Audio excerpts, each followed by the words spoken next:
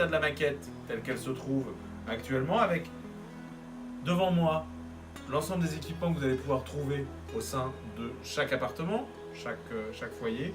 Sur ma droite, vous avez donc les équipements de pieds d'immeuble qui vont être disposés au pied d'un immeuble pour pouvoir irradier l'ensemble des quartiers. Deux types de composants. Le premier, c'est le cœur du réacteur fibre, c'est ce qu'on appelle l'OLT, qui va permettre de distribuer le signal Internet et l'ensemble de ses composantes, dont la composante télévisuelle, au niveau de chacun des résidents. Un OLT de cette nature peut gérer jusqu'à 8 fibres sortantes comme ça, qui elles-mêmes peuvent alimenter chacune 130 logements. Un équipement comme ça gère à peu près 1000 abonnés.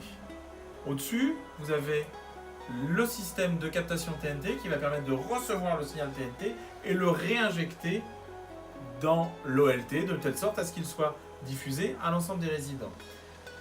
Ce système permet de capter les signaux TNT et les signaux satellitaires à condition qu'ils soient non cryptés.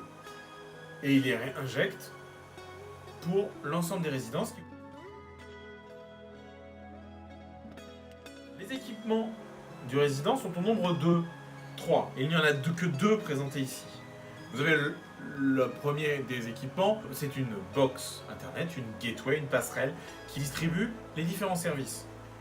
Le premier de ces services, c'est évidemment Internet. Le deuxième de ces services, c'est la téléphonie. Chaque box est associée à un numéro de téléphone qui peut être porté.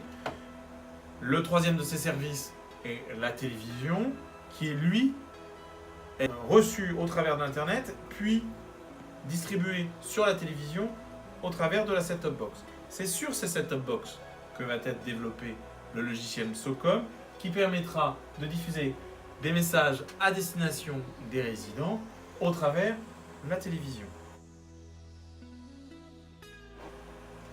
Nous avons mis en place Internet. Vous pouvez recevoir Internet au travers de ce modem Wi-Fi, la télévision, le service télévisuel et le service de téléphonie.